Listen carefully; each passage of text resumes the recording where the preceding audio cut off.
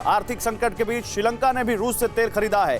Crude oil की direct supply के लिए बात करेगा श्रीलंका। कोलंबो पोर्ट पर 1 महीने से वेटिंग में था रूसी शिपमेंट। तेल के लिए $75 मिलियन नहीं जुटा पा रहा था श्रीलंका।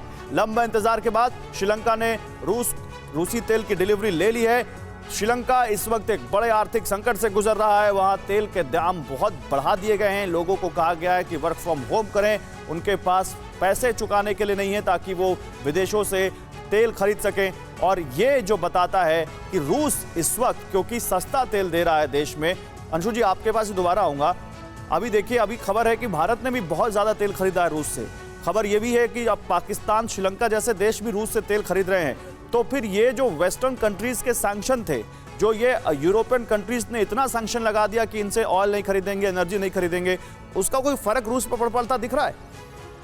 अपने ऊपर पूरे विश्व की इस अत्यंत आवश्यक निर्भरता को पुतिन पहले से जानते थे और यही कारण था कि जैसे जैसे चाहे ईयू हो या पश्चिमी खेमे के देश हो, अमेरिका जैसे जैसे आर्थिक सैंक्शंस रशिया पे लगाता गया, पुतिन मुस्कुराते रहे, क्योंकि उन्हें पता था कि यही जो दृश्य है वो आगे चलकर सामने आने वाला है। मैंने इस पर बार बार बात भी की और यही कारण है कि पुतिन जानते हैं कि ज़ेलेंस्की चाहे कितने हाथ पैर मार लें, वो नाटो का मेंबर नहीं है। इसलिए नाटो या अमेरिका यूक्रेन पर खड़े होकर यूक्रेन का साथ नहीं दे सकते हैं। और पुतिन ये भी जानते हैं कि जिस तरह से ऑयल एंड गैस पर पूरे विश्व की निर्भरता है, तो यूक्रेन के साथ नारायणी सेना हो सकती है, लेकिन नारायण यूक्रेन के साथ नहीं है, ये समझने की जरूरत है। लेकिन सर, पाकिस्तान का जिस तरीके से जिक्र हो रहा था, पाकिस्तान ये कह रहा है कि हम न्यूट्रल हैं। पाकिस्तान कब से इतना न्यूट्रल हो गया? कहीं ये अवसरवादी स्टेटमेंट तो नहीं है? देखिए, उसने इमरान खान पहले भी कहते रहे, भारतीय नीतियों के बारे में बात करते रहे कि हमारी नीतियां बहुत स्वतंत्र हैं और वो भी चाहते हैं ऐसा हो। पर इसके अलावा मैं एक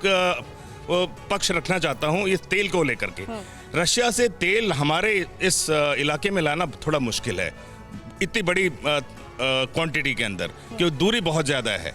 इसका भी हमें ख्याल रखना चाहिए। और जो भी हम बात कर रहे हैं, जो चाहे भारत ने लिया हो, वो बहुत छोटा सा अंश है। जो हमारी जो तेल की ज़रूरतें हैं उसका मेरे ख्याल 2 या 3% ही हम अभी तक रशिया से ले पाए हैं। तो हमारी निर्भरता अभी भी मिडिल ईस्ट पे रहेगी। दूसरी बात, गैस की जो सप्लाई होती है वो केवल नॉर्थ स्ट्रीम 1 और 2 जो रशिया ने बनाया है उसके द्वारा ही हो पाएगी। देखिए, गैस की सप्लाई आसान नहीं होती है।